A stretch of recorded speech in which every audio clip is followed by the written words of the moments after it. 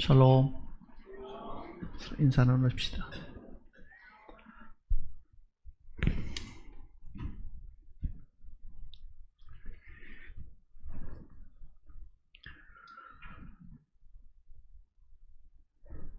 요한복음 1장을 보시겠습니다.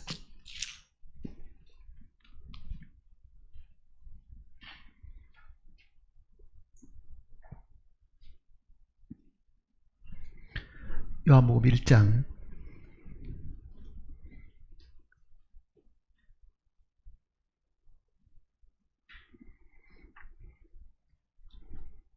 9절 말씀부터 보겠습니다.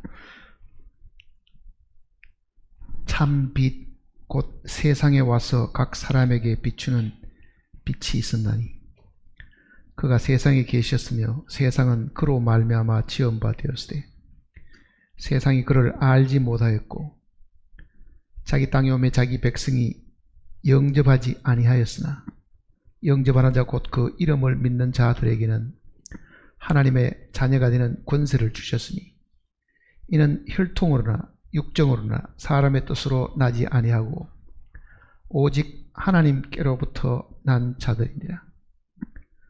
말씀이 육신이 되어 우리 가운데 거하심에 우리가 그의 영광을 보니 아버지의 독생자의 영광이요 은혜와 진리가 충만하더라. 14절 말씀까지 읽겠습니다. 기도하십시다. 하늘에 계신 우리 아버지 하나님, 비록 하늘에 계시지만은 이 땅에 하나님께서 지으신 모든 생명들을 주님께서 친히 돌보시고 지켜주시고 먹을 것과 입을 것을 공급하심으로 우리의 모든 필요를 채워주셨음을 진심으로 감사를 드립니다. 세상에 많은 사람들은 이 모든 일이 자연적으로 되어지는 줄 알고 있지만 하나님께서 지금도 우리를 섬기기 위해서 열심히 일을 하심으로 필요한 빛과 비를 주심으로 말미암아 식물들을 자라게 하시고 거기서부터 우리의 먹을 것을 늘 공급해 주시고 있음을 저희들이 또한 알고 있습니다.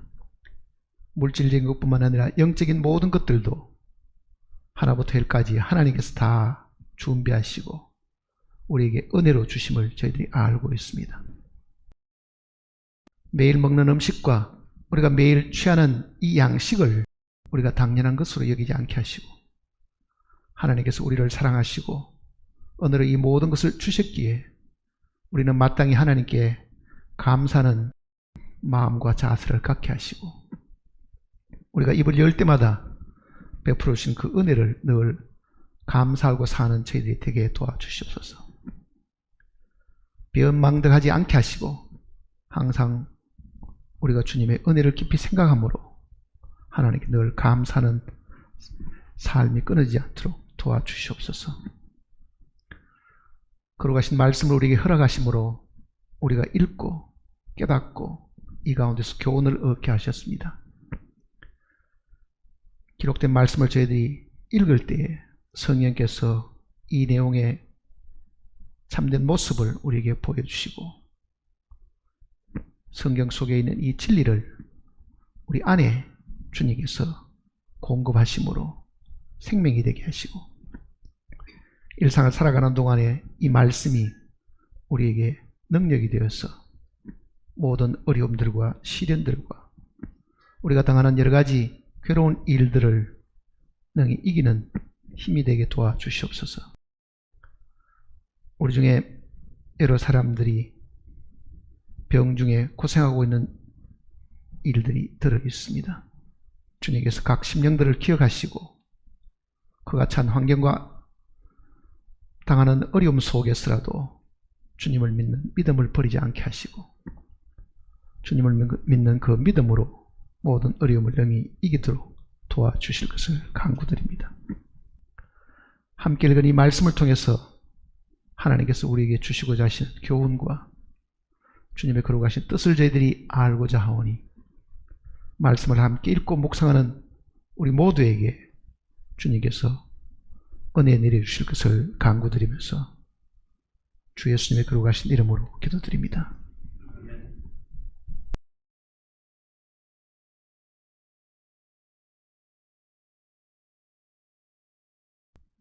성경이 기록된 목적은 죄인을 향하신 하나님이 해놓으신 그 사실들 때문일 겁니다.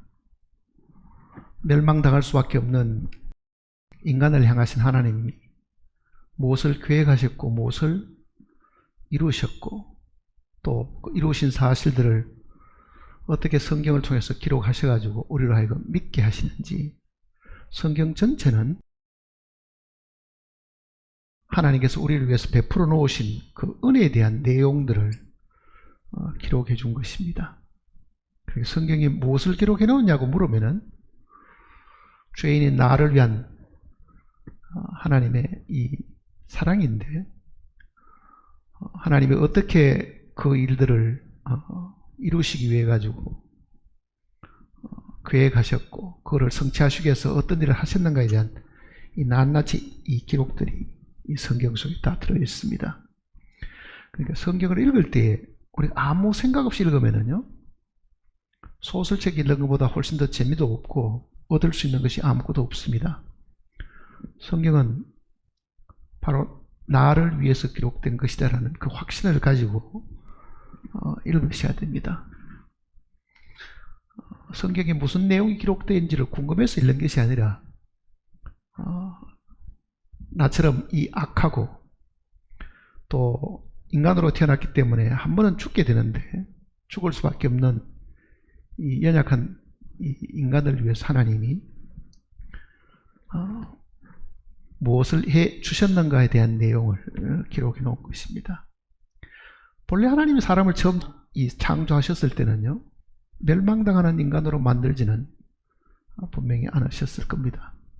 그 멸망을 사람이 자처했기 때문에 죽음을 겪게 되었는데, 그 죽을 수밖에 없는 그 인간을 하나님이 버리시지 않고 여전히 거기에 대한 이 사랑을 나타내심으로 인해 가지고 그가 하신 많은 내용들의 이야기가 이 속에 기록이 되어 있습니다. 만일 그 내용을 인간을 향한 하나님의 구원이라고 만일 우리가 이야기를 한다고 하면, 구원,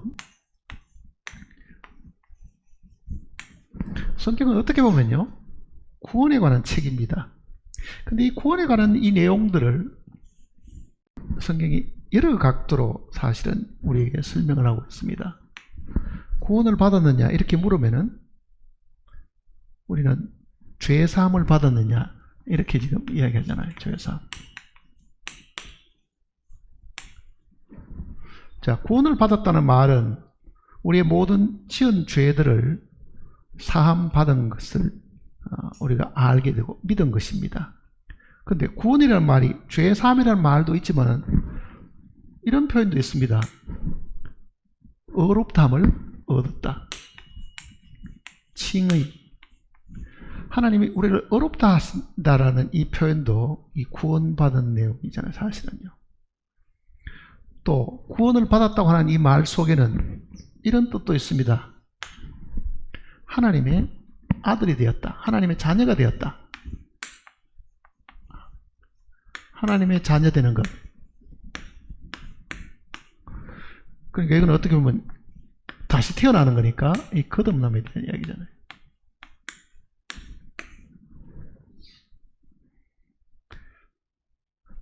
죄사함을 받는 문제, 또 하나님이 나를 죄 없다고 선언하시는 이 칭의에 대한 부분, 또 우리가 하나님의 자녀로 태어나는 문제, 이 모두가 다 사실은 이 구원 속에 사실 다 들어있는 이야기입니다. 그러니까 구원을 받았다는 말은 이런 다양한 의미가 다 있습니다. 그러니까 어떤 사람들은 나는 죄 사함을 받았어 이렇게 말하는 사람도 있을 수 있고요. 어느 날 나는 하나님께로부터 이제 더 이상 죄가 없고 무죄, 이게 무죄라는 뜻이거든요. 칭이라는 말은 난 더 이상 죄가 없다, 무죄 선언을 한다는 그런 의미로 구원을 받은 사람도 있을 수 있고, 또 어떤 사람들은 나는 이제 하나님의 아들이 되었다 이렇게 표현하는 사람도 있을 겁니다. 또 있죠. 영원한 생명을 얻었다, 영생을 얻었다 이렇게 표현하는 사람도 있을 겁니다. 근데 이 구원이라는 이 의미가 이렇게 다양한 의미를 사실은 가지고 있습니다. 구원이라는 이 말 속에 다양한 의미로. 그러니까 지금 우리가 읽은 이 내용은 그 중에서 하나님의 자녀되는 이야기를 지금 이야기하고 있습니다. 오늘 이 부분을 한번 생각을 해보려고. 어떻게 하나님의 자녀가 되는가?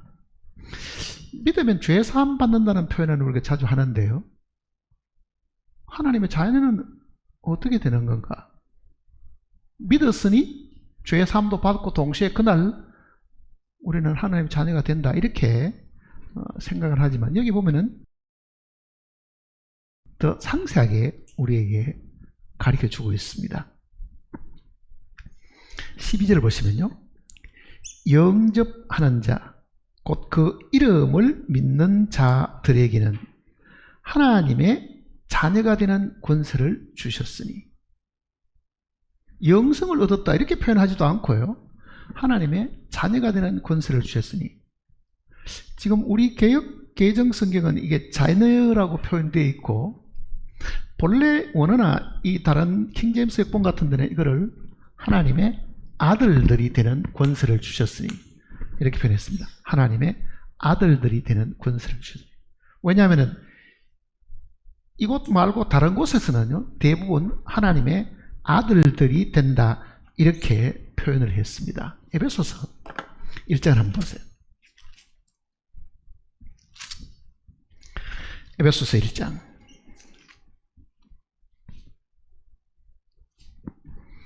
5절을 보시면요, 1장 5절.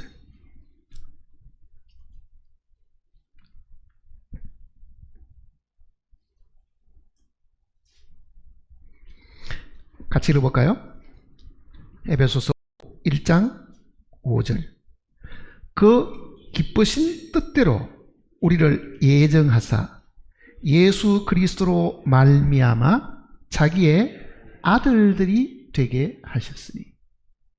그러니까 본래 이 성경은 하나님의 아들이 되는 권세를 주셨다 이렇게 표현되어 있습니다. 하나님의 자녀가 아니고 하나님의 아들들이 되는 권세를 주셨으니.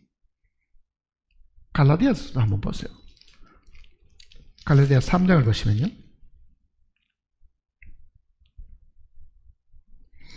갈라디아 3장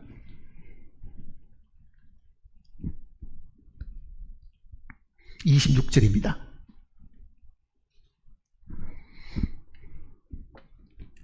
같이 읽어볼까요? 너희가 다 믿음으로 말미암아 그리스도 예수 안에서 하나님의 아들이 되었으니. 그는 아들들이 되었으니, 들자가 하나 더 있습니다. 원래는 원래대로 하면은 하나님의 아들들이 되었으니.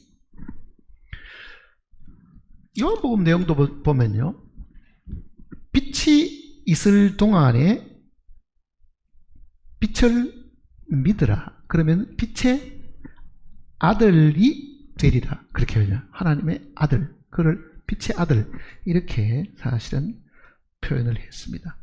자, 우리는 그동안 이 죄사함이나 칭의 문제, 영생에 대한 얘기는 많이 들어봤는데요, 오늘은 이 부분만 특별히 한번 생각을 해보려고 합니다. 하나님의 아들들이 되는 권세를 주셨으니. 구원을 받았다는 것은 우리의 죄를 다 용서받은 것도 있고, 영원한 생명을 얻는 것도 있고, 어렵담을 얻는 것도 있고, 죄사함 받는 것도 있지만은요, 특히 요한복음 이 내용은 하나님의 아들이 되었다. 에베소 내용도 그렇고 갈라디아 내용도 하나님의 아들이 되었다 그러잖아요. 하나님 아들이 되었다. 자, 이렇게 한번 생각해 보세요. 우리는 아담 안에서 이 땅에 태어날 때는요, 모두가 다 사람의 아들입니다. 사실은요. 그렇잖아요. 지금 우리는 사람의 아들로 이 땅에 태어나서 하나님의 말씀을 듣고 하나님의 아들로 다시 태어나는 거예요. 그러니까 이 거듭, 즉 다시 태어난다는 이 말 속에는요, 사람의 아들로 태어난 사람이 하나님의 아들로 한 번 더 태어나야 된다. 그거를 요한복음 내용은 육으로 난 것은 육이요, 영으로 난 것은 영이니, 그 영으로 태어난다는 그 표현이 하나님의 영으로, 즉 성령으로 다시 태어나게 되면은 사람의 아들로 두 번 태어나는 게 아니고 한 번은 사람의 아들로, 두 번째 태어날 때는 하나님의 아들로, 신의 아들로, 그 뜻입니다. 신의 아들로 태어난다. 자, 우리는 아버지라고 부를 때는요, 이 아버지라는 분은 우리에게 생명을 주시는 분이잖아요. 사실은 우리 아버지 하면은 우리는 그 아버지의 피를 받아서 그 육신의 생명을 받은 아버지와 같은 생명을 가진 사람이 그 아버지의 아들이잖아요. 그러니까 부자지간이 되는 거죠. 부자지간. 그러면은 하나님의 생명을 가지게 되면 우리는 하나님의 아들, 신의 아들이 된다. 그 얘기입니다. 자, 한번 생각해 보세요. 죄 사함을 받았다, 의롭다함을 얻었다, 이 표현보다도 갑자기 우리 신분이 하나님의 아들이 되었다 그러면 어떤 뜻이 있어요? 신분이 무슨 갑자기 상승되는 굉장히 높은 위치에 오르는 그 느낌을 사실 우리가 가질 수 있잖아요. 평범한 인간으로 태어났다가 갑자기 하나님의 아들이 되었다? 하나님의 아들은 하나님과 같은 생명을 가졌으니까요, 지금 하늘에 있는 천사들이 나중에 구원받은 성도를 섬기는 그 이유가 어디 있겠어요? 하나님의 아들이잖아요, 사실은. 그러니 천사들도 나중에 우리를 섬길 수밖에 없는 그 이유가 사람의 아들로 태어난 사람이 어느 날 예수 그리스도 안에서 하나님의 아들이 되었으니, 하나님과 같은 위치에 오르게 되니, 지금 하나님을 섬기고 있는 하늘의 천군 천사들도 나중에는 하나님의 아들 된 우리도 어떻다는 얘기입니까? 섬긴다. 그 의미입니다, 이 성경으로 보면. 그러니까 내가 하나님의 아들이 되었다, 이거는 자다가 생각해도 어떻습니까? 굉장히 기분이 좋고, 내가 이 육신을 벗으면은 주님을 만나게 될 때는 이 육신은 다 버려두고 내 신분이 상승해가지고 하늘에 있는 하나님과 같은 존재, 같은 생명을 가진 존재로 지금 태어나는 거예요. 그러니까 지금 사도 요한이 지금 이 1장 내용 속에 영접하는 자 곧 그 이름을 믿는 자들에게는 하나님의 아들들이 되는 권세를 주셨으니, 이렇게 지금 표현을 했습니다. 그거 읽으면서도 아무 생각 없이 읽으면 무슨 그게 재미가 있겠어요? 어쩌다가 우리가 하나님의 아들이 되도록 하나님께서 길을 열어주셨는가 그러잖아요.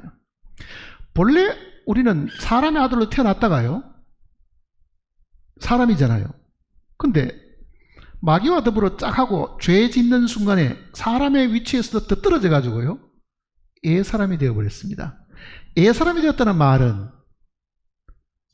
우리는 마귀의 소나기 속에 다 들어있던 마귀의 자녀들이라는 말과도 같은 이야기입니다. 왜? 결국은 인간은 타락할 때에 독자적으로 타락한 게 아니고 마귀가 주는 그 꼬임에 넘어가 속은 거잖아요. 결과적으로는 마귀와 합작을 한 겁니다. 죄를 짓는 자마다 죄의 충이다. 죄를 짓는 자마다 마귀에 속하나니, 그러잖아요, 사실은요. 그러니까 범죄하기 전에는 순수한 사람이었고, 범죄한 이후에는 이게 타락된 사람, 애사람이 되었고, 다시 하나님의 아들로 태어나면은 새 사람이 되는데, 누구든지 그리스도 예수 안에 있으면 어떻다고요? 새로운 피조물이다. 이전 것은 지나갔으니 보라. 그 새로운 것, 완전히 새 사람이 되는데, 그 새 사람은 육신의 새 사람이 되는 게 아니고 영적인 존재, 하나님과 같은 존재가 된다는 뜻입니다. 하나님은 영이시니 그러잖아요. 하나님은 영이시니. 그러면 구원받은 우리도 하나님을 아버지라고 부르는, 즉 하나님이 영의 아버지가 되시고 우리도 하나님과 같은 영적인 뛰어난 존재가 사실 된다. 그 이야기를 지금 하고 있는 겁니다. 자, 어떻게 그러면은 우리가 믿음으로 그러잖아요. 믿음으로. 이 믿음을 통해 가지고 어떻게 하나님의 아들이 되는가? 그거를 이제 한번 생각을 해보려고 합니다. 자, 태어나는 부분은요, 태어나고자 하는 아기가 뜻을 가지고 있지 않습니다. 많은 사람들이 이렇게 생각하죠. 거듭났습니까? 물어보면은, 즉 본어게인이 했습니까? 중생이 했습니까? 물어보면은, 묻는 사람도 그러고 듣는 사람도 그러고요, 거듭나는 일이 자기의 책임인 줄 알고 있다고요. 아이가 태어나는 것은 아이가 할 수 있는 일이 아닙니다. 내가 태어나고 싶다고 태어나는 아이가 이 세상에 어디 있어요? 본어게인이 했습니까? 물으면은, 본어게인은 꼭 내가 뭐를 어떻게 조건을 갖추면은 내가 거듭나는 것처럼 사람들이 잘못 알고 있는 거예요. 사람이 태어나는 거는요, 부모가 낳는 것이지, 태어나고자 하는 아기와는 아무 관계가 없습니다. 사실은요. 태어나고 싶어서 태어난 사람이 우리 중에 있습니까? 육신적으로라도. 그러니 출생의 이 부분은 본인이 태어나고 싶다, 나 이제 거듭나야지, 그렇게 해서 거듭날 수 있는 것이 아닌데도 거듭나지 못했을 때 막 고민하고 어떻게 하면 내가 거듭나지 괴로워하는 사람이 사실 수없이 많잖아요. 그거는 고민한다고 되는 일도 사실 아니라고요. 그러니까 육신의 출생이 어떻게 되어지는가를 잘 보면 영적인 이 출생, 이 거듭남도 거듭나고자 하는 사람의 의지가 단 1%도 필요가 없습니다. 누구로 인한 겁니까? 나아시는 하나님으로 말미암는 거예요. 사실은 하나님으로 말미암는 거예요. 그러니 거듭나야지, 거듭 안 난 것에 대한 무슨 죄책감 같은 뭔가 빠져가 내가 잘못되가 나는 거듭나지 못하고 있는 거, 어떻게 내가 거듭나지, 이렇게 고민할 필요가 사실은 없습니다. 자, 아까 읽었던 에베소서 1장을 다시 한번 보세요.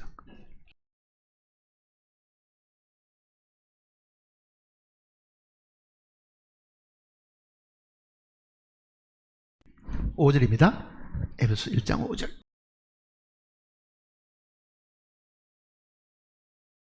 그 기쁘신 뜻대로 우리를 예정하사 예수 그리스도로 말미암아 자기의 아들들이 되게 하셨으니, 예수 그리스도로 말미암아, 이게 키포인트입니다. 예수 그리스도로 말미암아 우리를 하나님이 아들들이 되게 하셨다. 그 말은 예수 그리스도를 통해 가지고 우리를 낳으셨다는 말과도 같은 이야기입니다. 그러니까 하나님께로부터 직접 태어날 수 있는 사람은 아무도 없습니다. 누구를 통해야 됩니까? 예수 그리스도라는 이 매체를 통해서 하나님이 우리를 낳으셨다, 그 얘기입니다. 예수를 통해 가지고 우리를 넣으시는 하나님의 방법이 어떤가 하는 걸 이제 이 성경이 우리에게 가르쳐 줍니다. 구약 내용을 한번 보세요. 이사야서를 한번 보시면,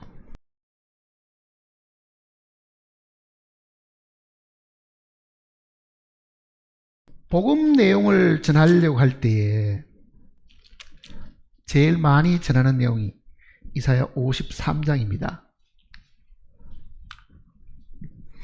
근데 앞부분은 많이 읽고 뒷부분은 잘 안 읽습니다. 4절부터는 부지런히 읽고 외우지만은요, 10절 이후에 같은 그 내용인데도 그 부분은 별로 잘 읽질 않으니까 오늘은 잘 안 읽는 부분 한번 읽어봅시다. 53장 10절 보세요.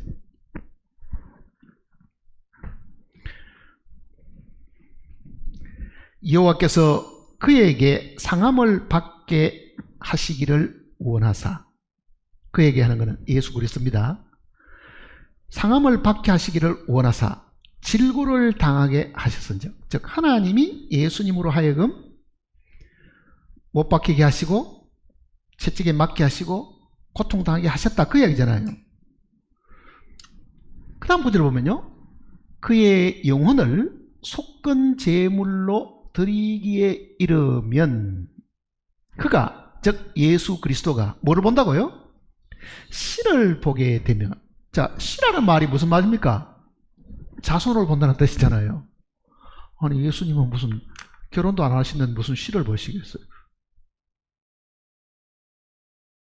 예수님이 만일 자기 자신을 속건 제물로 하나님 앞에 드리시게 되면 예수님의 후손을 많이 얻게 된다. 그 후손이 누굽니까? 사실은 우리를 두고 하는 이야기입니다. 그러니까 우리가 하나님의 아들이 되는, 하나님의 이 아들이 되는 데는 예수 그리스도를 통해야 되는데, 그 예수 그리스도의 죽으심을 통해 가지고 그가 하나님 앞에 속건 제물로 자신을 드리시게 되면 우리가 많은 그의 아들이 된다. 이렇게. 그러니까 예수님은 죽으심으로 말미암아 많은 후손을 얻게 된다. 예수님이 이 땅에 오셔가지고 이 내용을 이렇게 설명했습니다. 하늘의 미랄이 땅에 떨어져 죽으면 많은 열매를 맺고, 그 하늘의 미랄로 하늘에서 오신 분은 예수님 자신이고, 그가 죽으면 어떻다고요? 많은 씨앗들, 많은 열매들을 맺는다. 그러니까 이사야 53장에 있는 이 말씀하고 예수님이 직접 말씀하신 하늘의 미랄에 대한 이야기는 같은 내용입니다. 자, 하나님이 자기와 같은 생명을 가진 많은 아들들을 얻으려고 하면 예수 그리스도라는 이 한 사람을 통해 가지고 얻게 되어 있다. 그러니까 이 예수 그리스도가 많은 아들을 얻는 통로죠, 사실은요. 통로. 그게 여기는 지금 속건 제물로 드리는 예수님. 예수님이 이 땅에 오셨을 때는 자신을 하늘의 미랄로 설명하셨잖아요. 자, 미랄이 하나밖에 없는 이유는 어디 있습니까? 본래 하나님의 아들은 한 번밖에 없었습니다. 독생자잖아요. 한 번밖에 없었잖아요. 그러니까 예수 그리스도가 독생자이신데, 그 독생자이신 예수님이 이 땅에 오셔가지고 죽으시게 되면 많은 또 하나님의 아들이 태어나면은 이 독생자는 맏아들로 성격을 하고 나머지 태어나는 후손들은 둘째 지차들이 사실은 되겠지요. 그러니까 하나님이 아들들을 얻는 데는 예수 그리스도란 요 매체를 통해서 얻으신다. 그 이야기입니다. 예수 그리스도란 그 매체를 통해 가지고. 그리고 그분이 반드시 죽음을 통과해야 된다. 그 이야기잖아요. 자, 하나님의 아들이 되는 것은 그저 내가 거듭나고 싶다고 되는 게 아닙니다. 예수라는 분이 계셔야 되고 이분이 반드시 죽어야 된다는 것이 들어있잖아요. 죽으면 많은 열매를 맺고, 그 많은 열매 중에 하나가 내가 되니까 하늘의 미랄을 땅에 떨어져 죽은 그 미랄하고 죽어서 나온 곡식이 되어가지고 열매가 된 그 미랄하고는요, 성분으로 따지면은 DNA 검사를 해서 어떻습니까? 이게 친자예요, 친자. 똑같은 거예요, 사실은. 똑같은 성분이잖아요. 그러니 예수님이 하나님의 생명을 가진 것처럼 예수님이 죽으시고 거기서 새로 얻은 많은 아들들의 생명도 예수님의 생명과 같은 생명이기 때문에 하나님 아들이 되죠. 그러니까 거듭 나는 데는 하나님께로부터 직접적으로 거듭날 수 있는 사람은 아무도 없습니다. 누굴 통해야 됩니까? 예수님을 통해야 되죠. 근데 예수님이 죽기만 하면은 많은 자손들을 보게 된다 그러잖아요. 예수님이 죽기만 하면. 지금 여기도 그 이야기입니다. 다시 이사야서 보세요.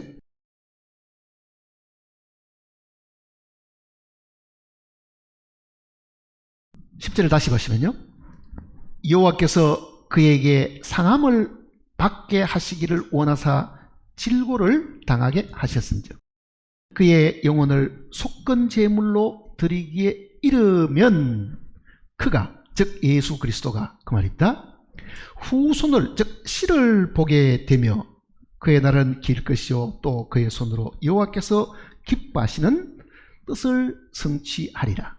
그가 자기 영혼의 수고한 것을 보고 만족하게 여길 것이라. 나의 의로운 종이 자기 지식으로 많은 사람을 의롭게 하며 또 그들의 죄악을 친히 담당하라. 많은 사람을 의롭게 하고 많은 사람의 죄악을 지는 이거는 우리들이잖아요. 그러니까 주님의 죽으심 속에 우리 죄를 담당하는 부분이 있고 우리를 다시금 태어나게 하는 일들이 있는데 그 이야기입니다. 자, 하나님의 자녀가 되기를 원합니까? 하나님의 자녀가 되기를 원하는 것은요, 우리가 어떤 방법을 갖고 있는 것이 아닙니다. 이거는 하나님의 방법에 따르는 것인데 그 하나님의 방법은 예수 안에서 그 얘기입니다. 예수 안에서 우리를 지금 하나님의 아들로 삼으십니다. 자, 그러면은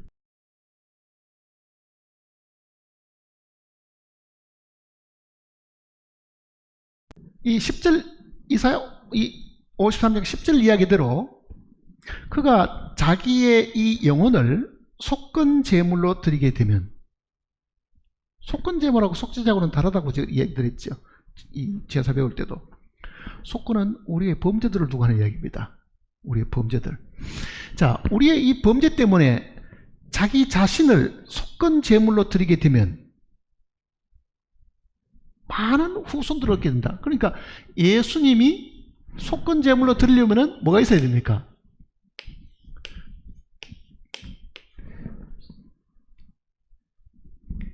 이 레위기 제사를 보면은 5 제사 중에 둘째 소제만 빼고는 다 짐승을 잡아 드리는 거잖아요. 그럼 반드시 죽이거든요. 그러니까 속건 제물의 그 제물도 죽이는데 예수가 죽어야 된다는 이야기잖아요. 사실은요. 죽어야 된다. 그래야만 아들들을 생산할 수가 있다.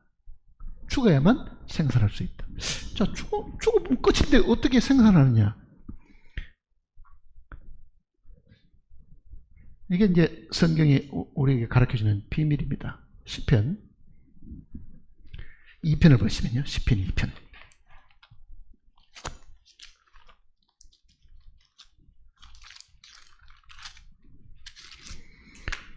시편 2편.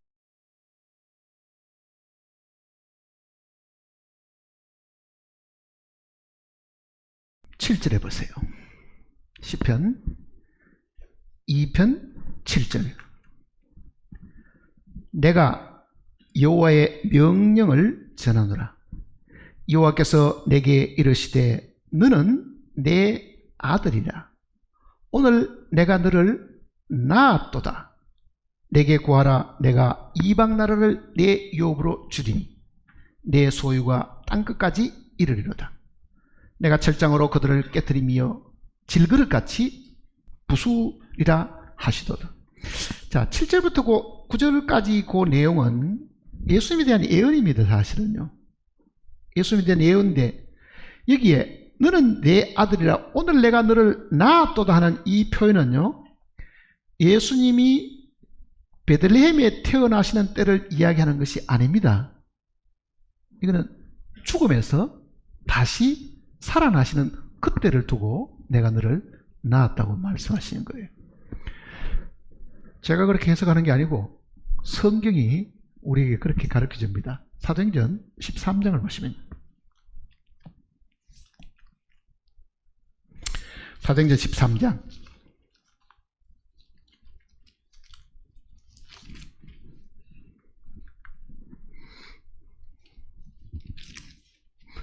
13장 33절입니다. 33절. 사도행전 13장 33절. 곧 하나님이 예수를 일으키사 부활시킨 거죠. 우리 자녀들에게 이 약속을 이루게 하셨다 함이라. 시편 2째 편에 기록한 바와 같이 너는 내 아들이라 오늘 너를 낳았다 하셨고, 또 하나님께서 죽은 자 가운데서 그를 일으키사 다시 썩음을 당하지 않게 하실 것을 가르쳐 이르시되. 그러니까 시편 2편에 있는 그 내용은 베들레헴에 아기 예수로 태어나신 것을 이야기하는 것이 아닙니다. 내가 오늘 너를 낳았다는 것은 주님이 죽으시고 부활하실 그때를 두고, 죽음에서 다시 살아났으니까 그게 태어나는 것과 같은 거죠. 그거를 시편의 기자는 내가 오늘 너를 낳았다, 하나님이 그렇게 표현하셨다는 이야기입니다. 그러면 보세요. 예수님이 죽음을 통해 가지고 부활을 하셨는데, 이 부활하실 때에 내가 너를 낳았다 그러죠. 낳았다.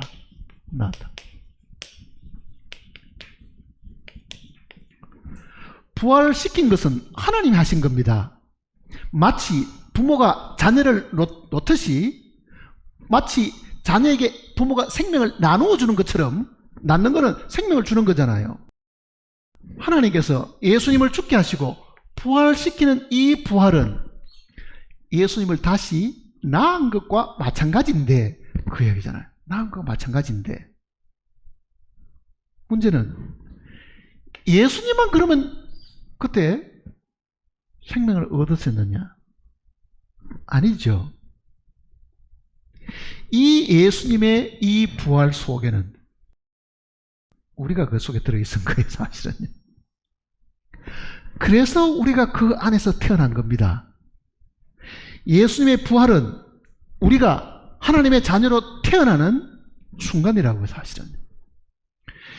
베드로전서 1장을 보세요.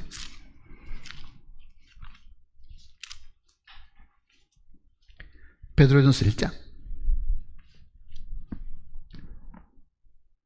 3절. 베드로전서 1장 3절 같이 읽어보겠습니다.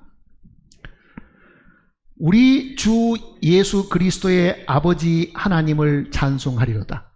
그의 많으신 긍휼대로 예수 그리스도를 죽은 자 가운데서 부활하게 하심으로 말미암아 우리를 다시 태어나게 하사, 거듭나게 하사. 자, 예수님만 부활한 게 아니지요. 누가 부활했습니까? 우리도 그 얘기입니다.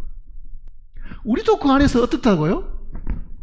거듭나게 했다. 자, 예수님도 죽었다가 다시 태어났으니까 거듭났는데, 부활하셨는데, 우리도 그 안에서 거듭났다. 그래서 그리스도 안에서 우리를 하나님의 아들로 태어나게 하셨다. 그 얘기입니다. 그러니까 예수님의 부활 속에 우리가 그 속에 들어있었다. 그럼 사람들이, 아니 내가 태어나기도 전에 무슨 내가 그 속에 들어있었느냐. 우리는 시간 속에 사니까요. 2000년 전에 하나님의 아들이 이 땅에 오셔가지고 죽으실 때에 이 땅에 태어날 모든 사람들이 그 안에 함께 들어있었다는 것을 우리 두뇌로는 그게 이해하기가 사실은 힘든 이야기입니다. 그러나 하나님은 이렇게 하신 겁니다. 역사가 흘러오는데 예수님이 이 땅에 오신 그때가 종말이고 말세입니다, 사실은요. 그러니까 성경도 이 말세에 그러잖아요. 그러니까 주님이 이 땅에 오셨을 때가 그럼 왜 말세냐? 2000년 전에 왜 성경은 말세라고 얘기했는가? 우리는 말세가 지금쯤이라고 생각하는데 성경은 예수님이 오셨던 그때가 말세라고 이야기한 거죠. 마지막이라는 이야기잖아요. 무슨 의미가 거기 들어있습니까? 그거는 첫사람 아담, 이 첫사람 아담이 뿌려놓은 이 많은 이 인생들, 인간 씨앗들이 마지막 아담이잖아요. 예수님은. 예수님도 마지막 아담입니다. 마지막 아담. 성경대로 하면은. 그러니까 첫사람 아담에 뿌려놓은 이 모든 죄의 흔적과 죄 그 자체를 종결시키기 때문에 어떻게 보면은 육신으로 태어난 모든 것들을 여기서 뭘 하는 겁니까? 끝장을 내는 거잖아요. 그래서 이게 마지막이 말세입니다, 사실은요. 그러니까 예수님의 죽음 속에는 첫사람뿐만 아니라 첫 세상과 땅에 속한 모든 것들을 이 속에, 마지막 아담 속에 하나님이 다 넣으셔가지고 끝장을 내고 종말을 보도록끔 하신 거라고, 사실은요. 그러니까 그 의미가 마지막 아담 그리고 둘째 사람, 이렇게 표현된 거죠. 마지막 아담, 둘째 사람. 그러니까 첫 사람에게 속한 모든 것들은, 그게 사람이든지 세상이든지 땅에 속한 모든 것들을 다 종결시키는 것이 예수님이 이 땅에 오신 겁니다. 이 속에, 이 예수님 속에 모든 인생을 그 속에 다했습니다. 아담 가게에 속한 모든 사람을 몽땅 다 이 속에 다 넣으셔가지고 아담에 속한 모든 것들은 다 죽음으로 끝장을 내게 하신 것은 하나님이 하신 거잖아요. 그러니까 고린도전서 1장은 너희는 하나님께로부터 나와서 그리스도 예수 안에 있고, 그러죠. 그리스도 예수 안에 우리를 집어넣으신 것은요, 우리 발로 들어간 것이 아니고 누가 하셨다는 겁니까? 하나님이 아담에 속한 모든 것들은 이 속에 다 집어넣었다는 뜻이잖아요. 다 집어넣었다. 그러니까 죽음을 막게 했으니까 이 무덤 속에 다 들어가서 애창조 속에나 다 끝이 나버리고, 그가 하나님께서 다시 태어나게 하시니, 즉 부활을 시키니, 이제는 마지막 아담이 둘째 사람이 되죠. 둘째 사람이 되는 거예요. 누군지 그리스도 예수 안에 있으면 새로운 피조물이요. 그러니까 애창조는 끝을 내고 주님 안에서 다시 태어나는데, 그때 태어나는 그 사람 속에 나도 들어있었다, 그 이야기입니다. 그러니까 로마서 6장은 우리가 알거니와 우리의 이 사람이 그리스도와 함께 십자가에 못 박힌 것은, 내가 그걸 의식하든 의식하지 않든 알든 모르든 관계가 없습니다. 그거는 하나님이 하신 일이에요. 하나님이 애창조에 속한 모든 것은 예수님 안에 다 집어넣어가지고 함께 죽게 만들어버리고, 그가 부활할 때 그 안에서 우리를 다시 살렸으니까, 거듭나는 것은 개별적으로 거듭나는 것이 아닙니다. 어디서 거듭납니까? 예수님이 부활할 때 그 안에서 거듭난 거지요. 복음은 뭐냐? 복음은 뭡니까? 하나님이 우리를 죽게 하시고 주님 안에서 다시 살리셨다. 그 역사적인 과거에 이미 우리를 다시 태어나게 하신 것, 거듭나게 하신 사실을 전해가지고 믿게 하는 거라고요. 내가 태어나기도 전에 나의 모든 창조에 속한 죄들과 성격들과 땅에 속한 모든 것들은 하나님 다 끝을 내셨고, 내가 태어나기도 전에 하나님은 나를 그리스도 안에서 다시 생명을 얻게 해서 새로운 사람이 되게 하셨다. 자, 우리는 하나님이 하신 것은요, 현장에 있지를 않으니까 모릅니다. 그때는 아직 우리가 태어나지도 않았습니다. 근데 그걸 우리가 어떻게 아느냐? 하나님이 계획하셨고 하나님이 이루신 것을 하나님은 친히 이 거룩한 책 속에다가 기록을 하셔가지고 오늘에게 주셨죠. 우리의 믿음은 어디 있습니까? 책에 있잖아요. 하나님의 말씀 속에 있죠. 이 말씀을 통해서 보니 나도 모르는 동안에, 나도 태어나기 전에 하나님이 이 어마어마한 일을 하셔가지고 나도 그리스도 안에서 하나님의 자녀가 되게 하셨다는 것을 믿는 겁니다. 구원은 믿을 때 구원을 해주는 것이 아닙니다. 해놓은 사실을 믿어서 자기 것으로 삼는 거잖아요, 사실은. 자, 우리는 지금 2023년에 살고 있는데,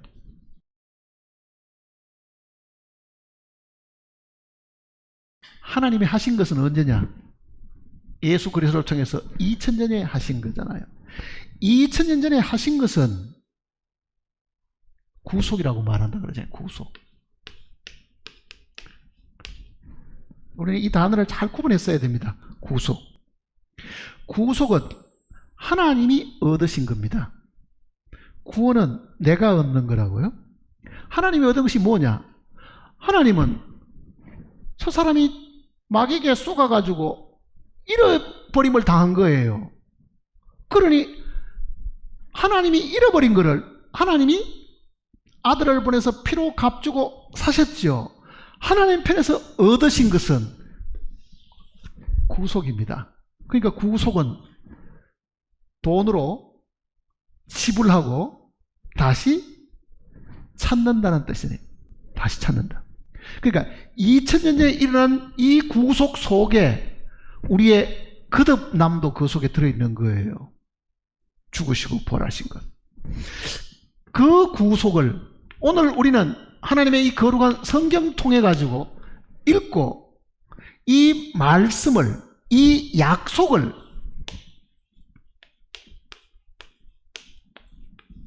믿음으로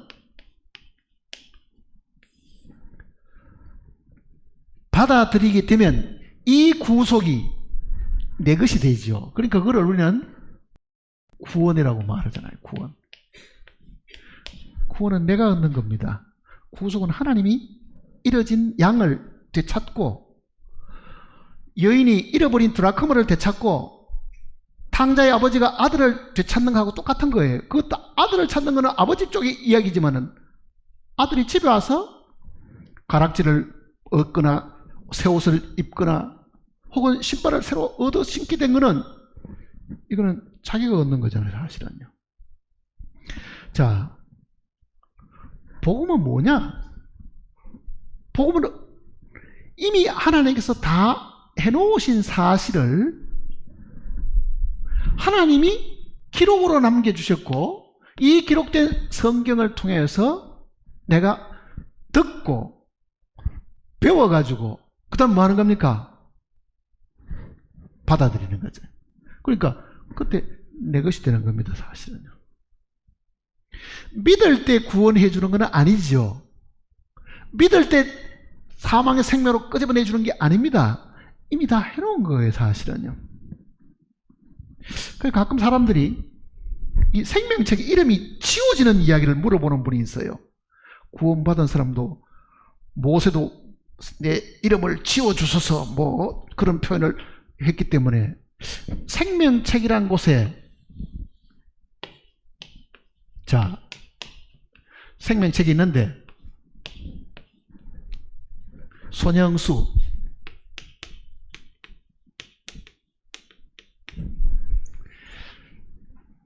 지워집니까? 지워지지 않습니까? 한번 이야기해 보세요. 한번 기록되면 지워질 수가 있습니까? 안 지워집니까? 그건 왜 성경 속에는 지워버린다는 말이 있잖아요. 지워버린다는 말. 이건 이런 의미입니다. 생명책이 기록될 때는 언제냐 그러면 한번 이야기해 보세요. 언제 기록돼요?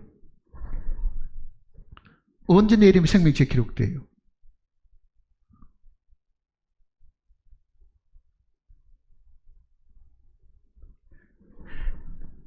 사실은 구원받기 전에 하나님께서 모든 인류를 다 구원하셨잖아요, 사실은요.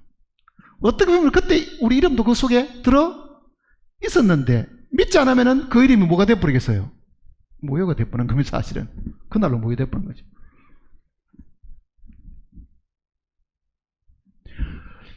자, 구원은 한번 보세요. 다시 물어볼게요. 내가 구원받다는 걸 어떻게 알 수 있어요? 내가 생명책 장부 펴보고 내 이름이 있는지 확인을 해봤어요? 나는 구원받다고 믿는데 내가 구원받다는 객관적인 증거가 뭐예요? 그날 눈물을 흘렸습니까? 너무너무 기쁘고 감사해가지고 펄쩍 뛸 만큼 좋았습니까? 그게 구원받은 객관적인 증거냐고요.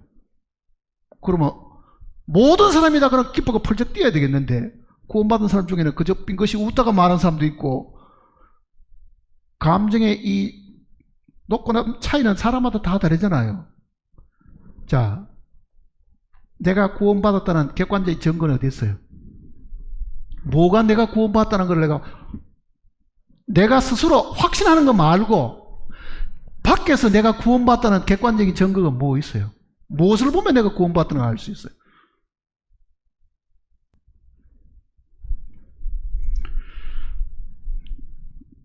구원받았다고 하는 거는요, 하나님이 우리에게 주시는 분명한 객관적인 증명서 같은 게 하나 있습니다. 그걸 보면 금방 알 수 있는 거예요. 자, 보세요. 첫째 사람을 쥐어진 모든 것을 둘째 사람을 통해 가지고 지금 모든 걸 다 해결하셨습니다. 창조에 속한 모든 것은 이 죽음 속에 다 끝을 내고 다 매장시켜버리고 끝을 냈고, 이 둘째 사람을 다시 부활시켜 가지고 이제는 땅에 속한 것에서부터 하늘에 속한 사람, 이제는 인자가 아니고 신자, 즉 하나님의 아들이 되도록 하셨는데, 우리가 하나님의 아들이 됐던 이 객관적인 증거가 뭐 있어요? 내 느낌에 그런 하나님의 아들 된 느낌이 있어요? 없잖아요. 사실은 내가 죄 사함 받았다, 하나님의 아들이 되었다, 혹은 내가 어렵다함을 얻었다, 많은 것들이 있다도 이 객관적인 증거는 분명히 있어야 됩니다. 근데 많은 경우는 사람들이 이것 때문에 이제 고민하는 거예요. 어떤 사람 간증하는 거 들어보면 너무너무 뵙기가 펄쩍 뛸 만큼 기쁘고 좋았다는데 나는 그날 그렇게 기쁘지도 않은 것 같고, 그저 내가 들으면서 그렇구나 말하는데 이게 구원받은지 안 받은지 저 사람하고 나하고 간증이 너무너무 다르니까 저 사람 간증 들어보면은 나는 구원을 안 받은 것 같아요. 이렇게 물어보는 사람도 있습니다. 구원받은 증거가 자기 속에 없습니다. 사실은 그거는 주관적인 거잖아요. 사실은 내가 구원받는 제일 정확한 증거는요, 주님의 부활입니다. 이거를 잘 기억하셔야 됩니다. 왜 주님의 부활이 내가 구원받다는 증거냐? 어떻게 주님의 부활이 내가 구원받다는 증거냐? 그 얘기입니다. 그거는 하나님이 우리에게 주신 증명서 같은 겁니다. 영수증 같은 거라고 사실은요. 보세요. 구원, 복음 그러면은 주님의 죽음과 부활 이 두 가지잖아요. 그렇죠? 자, 주님의 죽으심은요, 어린 양의 죽음은 우리를 위한 게 아닙니다. 직접적으로 우리를 위한 것이 아니라고요. 어린 양의 죽음은 하나님을 위한 겁니다. 이유를 알겠습니까? 공의의 하나님이 심판을 하시려고 하니까 그 공의의 하나님이 범죄하는 그 영혼은 죽으리라. 죄의 삭은 사망이고 피 흘림 없은 적 사함이 없다. 그러죠? 그러니까 예수 그리스도께서 죽으셔가지고요, 하나님 앞에 올라가서 그 하나님 앞에 피를 들이신 것은 그 죽음이 하나님의 요구를 들어드리기 위한 거라고요. 사실은요. 그러니까 예수님의 피 흘리신 것, 예수님의 죽으심은 하나님이 요구하시는 그 요구를 들어드리기 위해서 하나님께로 가져간 거죠. 염소와 송아지의 피로 아니고 자기 피로, 그러잖아요. 어디 오세요? 하늘 성소에 들어가신 거죠. 그 하늘 성소에 하나님을 기쁘시게 하기 위해서 하나님의 요구를 들어드리기 위해서 올라갔으니까, 사실은 예수님의 죽음은 하나님을 만족시키기 위한 것이지 우리를 만족시키기 위한 것이 아닙니다. 그거는 출애굽기 12장에도 피를 임방과 문설주에 발라라 그러죠. 그 피는 누구를 위한 겁니까? 하나님을 위한 거잖아요. 사람이 보기 위한 거 아니거든요. 그러니까 예수님의 피 흘리심과 죽으심은 하나님의 요구를 만족시키기 위한 것이고, 부활은 우리를 위한 겁니다. 부활은 우리를 위한 거라고요. 하나님이 그 예수님의 피를 보시고 됐다, 이제는 내가 요구하는 이 요구가 다 만족되었으니까 이제는 죽음에 머물 필요가 없고 살아서 나아가라. 그러니까 하나님이 예수님을 살리신 것은요, 그 예수님이 드리던 그 피가 하나님 마음을 만족시켰고 하나님의 요구를 다 충족시켜 드렸기 때문에 하나님이 이제는 더 이상 나에게 드릴 것이 없으니 너는 살아서 나가야 된다. 그게 부활이라고 해요. 그러니까 예수님의 부활이 우리가 하나님이 우리 죄를 다 용서하셨다는 뭐라는 이야기입니까? 객관적인 증거입니다. 그거는요.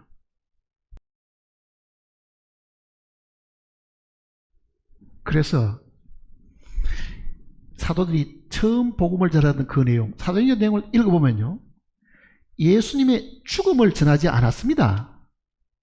그네들이 증거했던 내용은 주님의 부활을 증거한 거예요. 주님은 하나님을 위한 거고 부활은 우리를 위한 거기 때문에 하나님이 예수님의 죽음을 보고 만족하셔가지고 예수님을 살려놨으니까 부활을 믿으라고 이야기한 거죠. 부활을. 물론 예수님의 죽음이 우리 죄를 위한 거라는 그 사실은 우리가 분명히 알지만은요, 실제 우리가 죄사함 받고 하나님 앞에 의롭다함을 얻은 것은 예수님의 부활에 있습니다. 예수님의 부활. 로마서 4장을 보세요.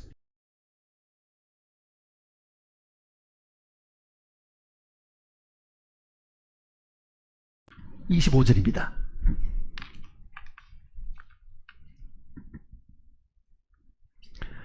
같이 읽어볼까요?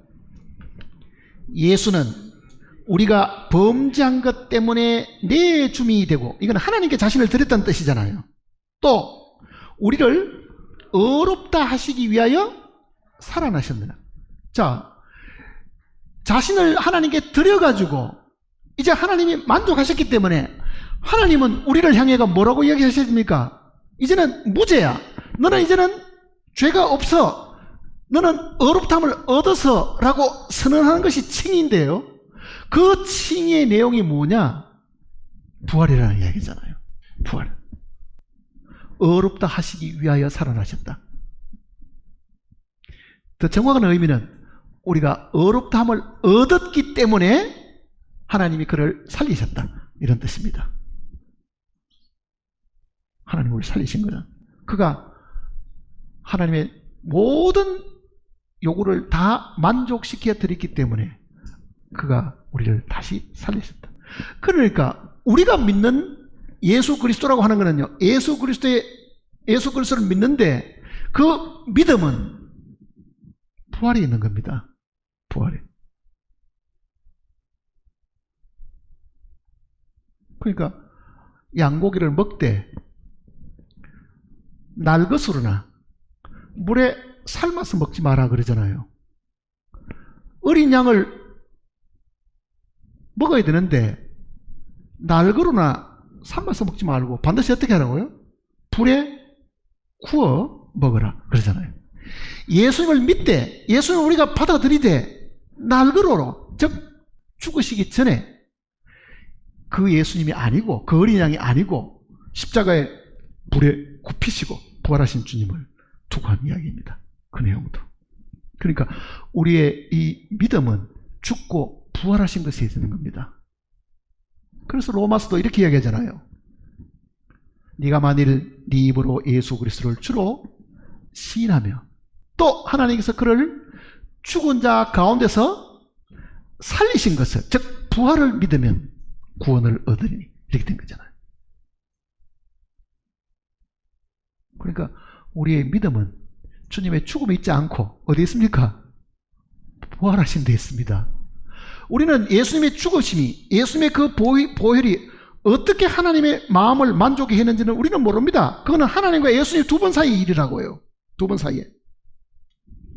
그거는 마치 지성소 안에 대제사장이 피를 들고 들어가면은요, 하나님과 제사장과 두 사람만 만나잖아요. 아무도 못 들어가지요. 하늘 성소에도 대제사장인 예수님과 하나님이 1대1로 만나가지고 문제를 해결하신 겁니다. 그리고 지성소에 나와서 대제사장이 사람들 앞에 서면은, 아, 이제 우리 죄가 끝이 났구나. 지성소에서 나오는 것이 뭡니까? 무덤에서 나오는 거하고 같은 겁니다. 원리상으로 보면은. 밖에 있는 사람은 그 지성소에서 무슨 일이 어떻게 일어나는지, 대제사장의 피를 몇 번 뿌렸는지 밖에서는 알 수가 없잖아요. 그러니 하늘 성소에 예수님이 자기 피를 들이실 때 그 모습은 우리가 볼 수도 없고 하나님께서 보여주지도 않으시지만은 하나님은 그 대제사장 예수 그리스도를 바로 죽음에서 다시 살려보낸 것은 지성소에 내보내신 거잖아요, 사실은. 그러니까 오늘 내 죄가 다 사해졌다, 내 죄를 예수님의 보혈로 다 씻음을 받았다는 것은 한번 보세요. 어디에서 씻겨진 것 같아요? 내 가슴 어디에서 씻겨진 것 같아요? 그건 내 안에서 씻겨진 게 아니잖아요. 우리의 죄는 하나님 앞에서 정결되는 거지 내 양심 속에서 깨끗해지는 게 아닙니다, 사실은요. 우리는 하나님 앞에서 깨끗함을 받았다는 그 사실을 들었자 우리 양심이 편안함을 느끼는 건 사실이지만은요, 죄는 하나님 앞에서 해결되는 거라고요. 그 하나님 앞에서 완전히 해결된 그 사실이 오늘 우리가 믿을 수 있는 객관적인 증거는 주님의 부활이다, 그 얘기입니다. 부활하셨습니까? 예수님이 부활하셨냐고요? 무덤이 비어 있었잖아요. 무덤이 비어 있었거든요. 여기 계시지 아니하시고 그러잖아요. 천사들도 그 얘기죠. 여기 계시지 아니하시고 살아나셨느냐. 너희가 어떻게 산자를 죽은 자 가운데 찾느냐. 이미 부활하셨다. 자, 예수님의 부활이 하나님의 모든 이 요구를 다 이루어 드렸으니까 오늘 우리는 주여 내가 구원받은 증거가 어디 있습니까? 물으면은 내가 예수를 다시 살려 보냈다, 그러잖아요. 그 안에, 이 예수님 안에, 이 부활 안에 우리가 들어있었다는 이야기를 성경이 이야기하고 있는 거예요. 주님의 부활 안에. 자, 하나님의 자녀가 되는 것은, 거듭나는 것은, 요한복음 그 내용대로 네가 거듭나지 않으면 하나님 나라를 볼 수가 없고 하나님 나라에 들어갈 수가 없다는 그 거듭남은 우리가 개인적으로 눈물 흘리고 회개할 때 거듭나는 것이 아닙니다. 그거는 그리스도의 부활 안에서 우리가 거듭나는 것이지 하나님과 직접적으로 내가 거듭날 수 있는 방법은 없습니다. 그러니 예수님을 통하지 않고 하늘에 갈 수 있는 사람도 아무도 없을 뿐 아니라 예수 그리스도를 통하지 않고 거듭날 수 있는 사람도 이 지구상에 아무도 없습니다. 그러니까 우리는 예수님 안에서 함께 죽었고 예수님 안에서 함께 부활해서 하나님의 자녀가 되었습니다. 한 번은 육신의 아버지를 통해서, 또 한 번은 영의 아버지를 통해서 우리가 이 땅에 살고 있는 겁니다. 그러니까 우리의 믿음이 예수님의 부활에 항상 기초를 두도록끔 성경이 이야기를 하고 있습니다. 그러니까 사도들이 전했던 이 메시지의 핵심은 부활하신 예수님을 증거했는 것이거든요. 그러니까 마음속에 내가 구원받은 걸 어떻게 알지? 나는 이렇게 믿고 있는데 혹시 이게 아니면 어떻게 하지? 그거 걱정할 필요 없습니다. 예수님이 부활하신 것만 우리가 분명히 알고 믿어도요, 그 사실은 우리의 죄가 하나님 앞에서 이미 다 내가 태어나기도 전에 이미 그 앞에서 다 끝이 났다는 것을 가르쳐주고 있는 겁니다. 기도하십시다.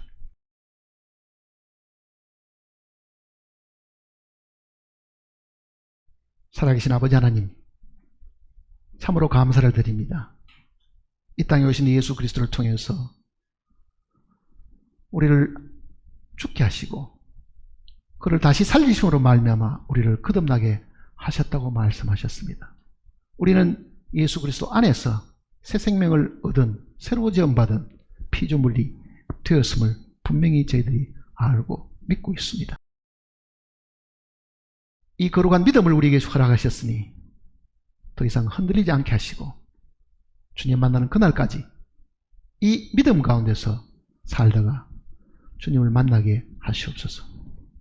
우리에게 믿을 만한 확실한 증거를 우리에게 주셨으니 우리 안에서 찾지 말고 하나님께 주신 그 부활의 주님을 통해서 우리의 믿음을 날로 날로 더 확고하게 하는 지혜로운 자들이 되게 도와주시옵소서.